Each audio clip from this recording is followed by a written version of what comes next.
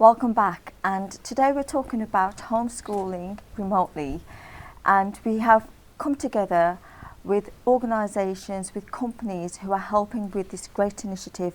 Now, I'd like to introduce you to Yasmin Akhtar, who's a pastoral manager.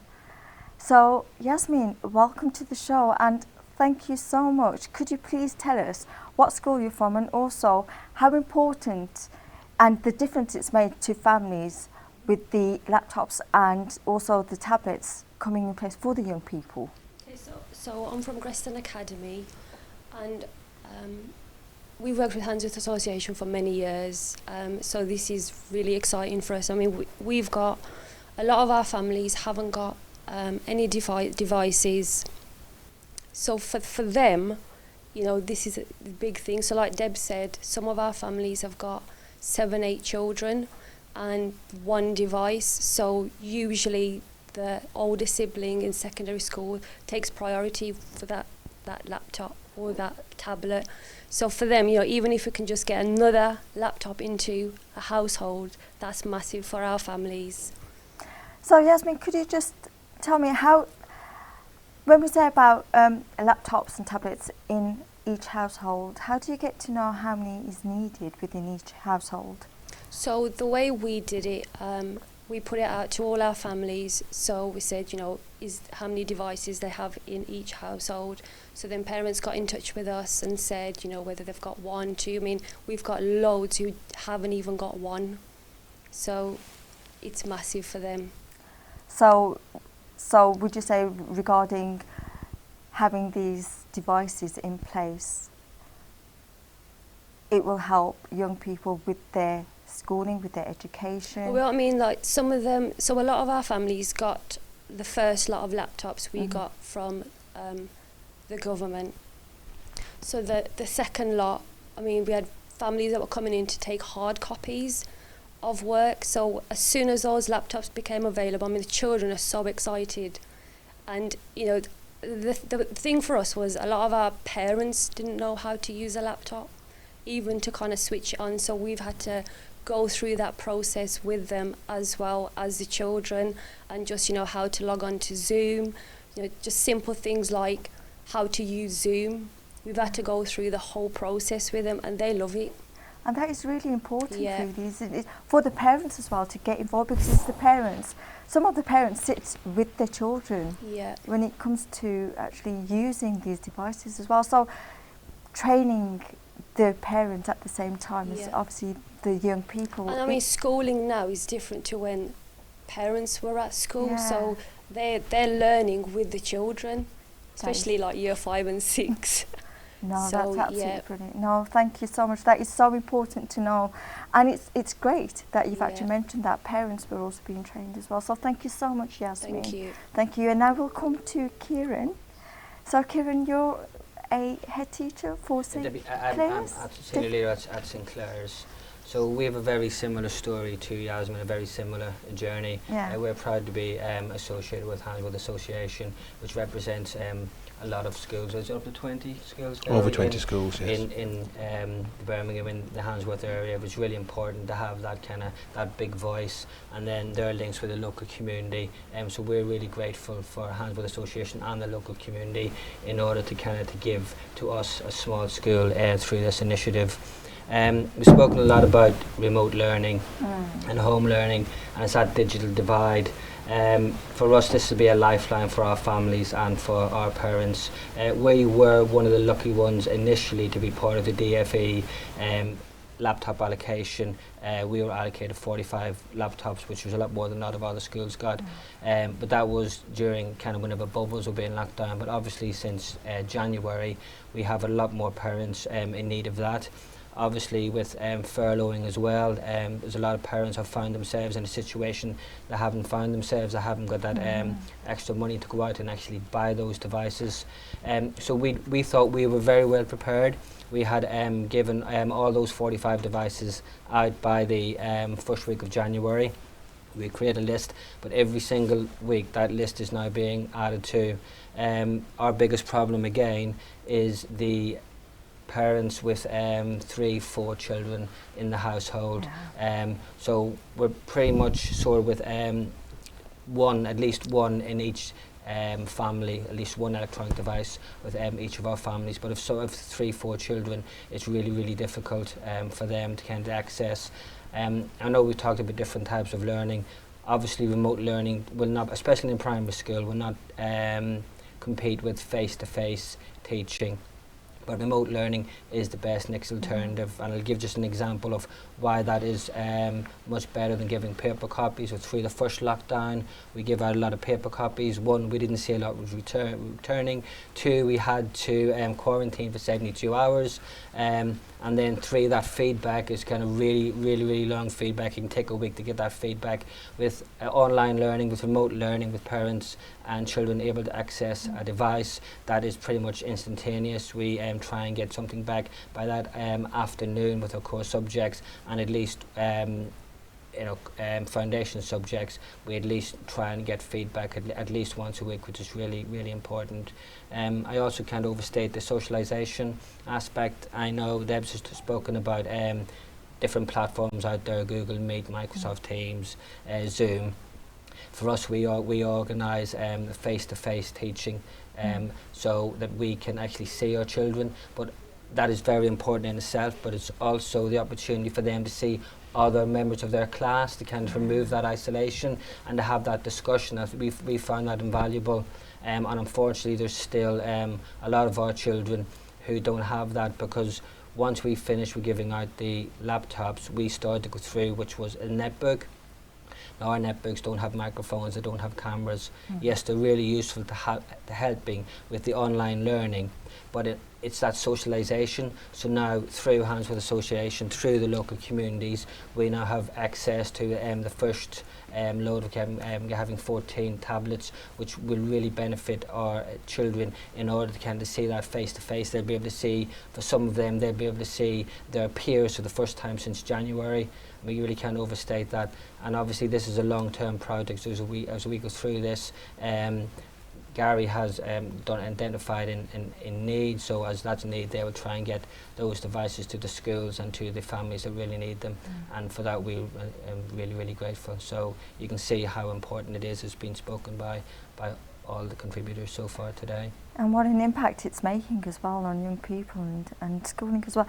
I'm just very interested in, I really want to ask this. When we're saying that there's about 2-3 kids in one household, so when we talk about homeschooling or remote schooling, it'll be the same, am I correct in saying that it will be the same time as the school time? We looked at that. Obviously, I know a lot of schools, mostly a lot of secondary schools, some primary do live teaching, so they have a set you do. We found that wouldn't work for our children. That's what I was, Because so a lot of ours are linked to the Oak National Academy and to kind of some talking over PowerPoint from our teachers. So we'll give children the opportunity to kind of to come in at a certain stage and kind of to access that education. I know Ofsted did do reports on live learning. Live learning isn't always the gold standard. Disadvantage with actual live teaching on a regular basis is a lot of the children can't catch up, you can't stop, they can't ask questions, they can't go back over it. We link ours with presentations where they can stop, they can look at that, they can see, they can go back over, and obviously the parents, they're not teachers in a lot of cases, and they can't help the children. So if we try to give them the opportunity where they can go back over and use resources and kind of go back to go through again and work through at their own pace, and we found that invaluable. For example, we have 48% of our children are free school meals. That's 150 children.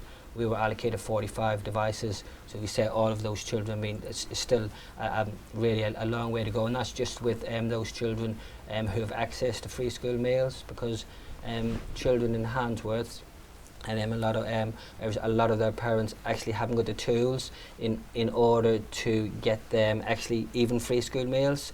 So we have to access those areas of need as well, to make sure that we are looking after those who don't have access to public funds and having that as well. So it's a lot greater need than even with our free school meals children. And even those children who are just slightly above that, they may have 4 or 5 children in the family, they may have thought they were doing well by having 1, 2 electronic devices, but the longer this goes on, the more some of our children are being left behind. So we can really see the importance of this initiative and how grateful we are as a small school, and actually as a group of schools being lucky enough to be part of Handsworth Association looking out for us. Can I just say, just listening to everything you've just said, honestly, it's like everything has just been looked into so thoroughly, and it's, you know, it's, I don't know, it's just quite, it's overwhelming for myself, and it's so interesting. Gary, coming back to yourself, how many schools do we have in Handsworth? And as we say, you know, you've got all the schools, you know, coming together and discussing and looking, you've looked at, what was the initial thing that you actually looked into when it came to, say, the first lockdown that we first had? Yeah. You know, what was the first reaction? Well, at that time, our immediate priority was actually not these, it was actually getting food out to people. So we were very concerned, and our schools were very concerned, that some families wouldn't be able to access even food. So we set up a food bank. That's what we've done. So, and we again, similar to this, schools tell us who the priority families are, and about 50 food parcels go out every week to the schools in need. So that's another example. This time, the schools told us the biggest need, this time in January, the biggest need now is remote devices. We're still doing the food bank a year later, but this time we felt that, and we agreed with the schools, that we need to do something about these remote devices. Started the campaign. This is our first donation. We've got 400 of these Samsung tablets from Dixons Carphone, and hopefully Kieran will go away with 14 today. And what we've done is we've looked at all the 22 schools in the association. We want to actually go beyond the association if we can, but for the first batch, they've arrived. Let's get them out as quickly as possible. We've chosen to go for schools that we know really well and we can contact really quickly, and they're all getting a proportion based on the size of the school. So a small school gets 14, a larger school, I think we've got one with 35 or something, 30 something, yeah. So we're giving them according to the numbers of children in the schools, but we're also asking schools to tell us, you know, some schools are better off than others. One school's come back to us and said, actually, you know what, we've been lucky, we've got them from somewhere else. Give them to another school in need, which is, I think, really a really generous gesture. And we've got other schools saying, a bit like St Clair's here, saying, well, thank you very much, we'll have all those, and is there any way we can get some more? So, you know, so that's going on, and we're brokering that as fairly as we can and as quickly as we can, because as we were saying earlier, it's urgent. So you don't want a long bureaucratic process. We want to get the computers in through the door, through Soho BID, and out. So Dixon's told us, what, last Monday? That's right, yeah. And then by Thursday they were here, and by Monday they're going out. So it's a fast process of getting them turned around. And it's really nice how you've all just come together, and, you know, the communication is just on a regular basis. You know, we're getting the laptops, we're getting the tablets coming in, you know, we're having them dropped off, and then someone will come. It's just, and that is the urgency. That's what it is. It is the urgency and the importance, and it's just so nice how everyone's just, all of a sudden it's been mentioned, you've all come together and you're working collaboratively.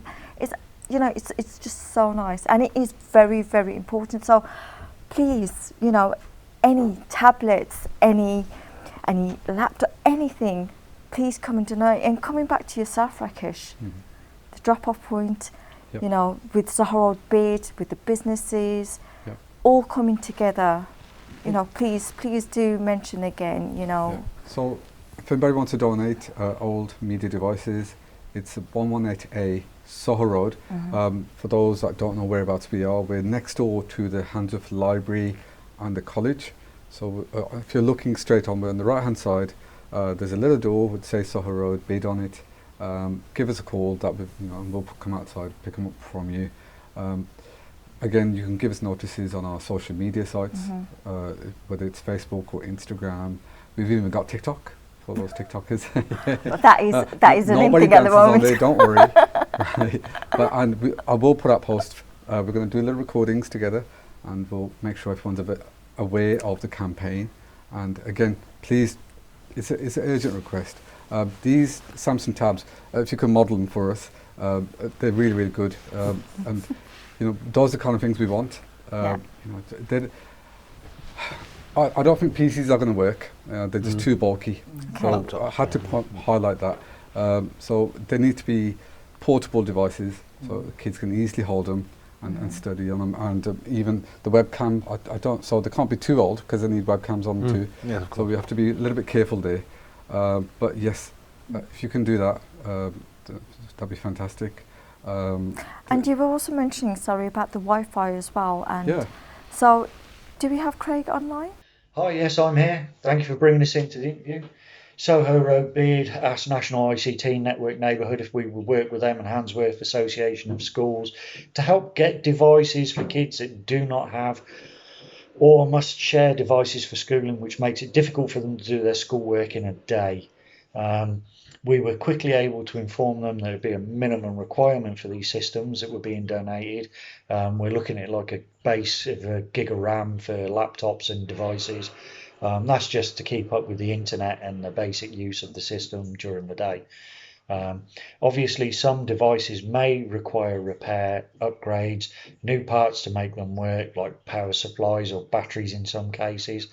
National ICT and Network Neighbourhood have 21 years experience in this exact field. We've been doing this a long time. We have suppliers in place and are able to make the systems clean for the donator. So don't have to worry about data because we can wipe the drives, and we can also issue a certificate to prove that the drives have been wiped. That's not a problem at all. We expect that some devices may be damaged, and this is acceptable as long as the devices work. Generally, most parts can be replaced to make it good for donation to the schools. So if you have a device, please feel free to donate it. If it works but needs a power supply, that's fine. If it has a cracked, damaged screen, that's good. We can replace those too. That's not a problem. All I can add that is, if you don't have a device to donate, then please support the cause with a donation to help pay for the parts, as these are not free. These cost money and it's got to come from somewhere. There is a GoFundMe page to assist with this. With that, we can even buy new or refurbished devices for the kids. The link will be posted across the sites, obviously, after this, so you can go there and click the link, follow the link, go ahead, please make a donation if you can't donate a device, and if you only donate if you can. We're also able to help with the internet issue for the children. We've been told that some of the children have got like either slow internet connections or don't have an internet connection. That's not a problem. We've got equipment that we can deploy anywhere. We're quite happy to do that. We've got loads of information on that. As you know, we already supply the free Wi-Fi on Soho Road. So if you're on Soho Road Internet is a free internet connection, totally free, supplied by the BID for people to use on the high street. Shane will have more info on that, so please, over to Shane. Thanks, Craig. So as previously mentioned, we run a free Wi-Fi network on Soho Road between the Lidl and the Nishcam Centre. If you're in the area, turn on your Wi-Fi, select Soho Road Internet and enter the required login details. We've been working in partnership with the Soho Road BID since the 19th of January 2020, and in that time we've seen over 103,000 people log in, so it's very popular. We do have ad space available on the network. These ads will be seen by everyone that logs in. If there are any businesses out there that are interested, please get in contact. We'd love to work with you. And myself and Craig are very happy to be working on this project with the Soho Road BID and the Handsworth Association of Schools. We want to do everything we can to make sure that the kids of Birmingham are getting the opportunity to learn and develop during the lockdown. You know, we would encourage people to donate. You know, if you're able to donate equipment, that'd be great. If you can't, then even a small sum of money will go a long way. We can use that money to repair equipment that's been sent in, to purchase new equipment, or if there are kids out there who can't access the internet or have a slow connection, we can provide them with a 3G, 4G unit, which will sort that out. It's very easy to install. You simply just plug it in and turn it on. If you have any questions for myself or Craig, feel free to get in contact. You can find us on social media at Network NLTD. And yeah, thank you very much for your time. Take care and stay safe. If you just explain about the Wi-Fi and once you've actually received the laptops and the media devices, what the ICT Network of Neighbourhoods will be doing to that. So the idea is, once we've set up our GoFundMe page, we're going to try and buy in some Wi-Fi dongles.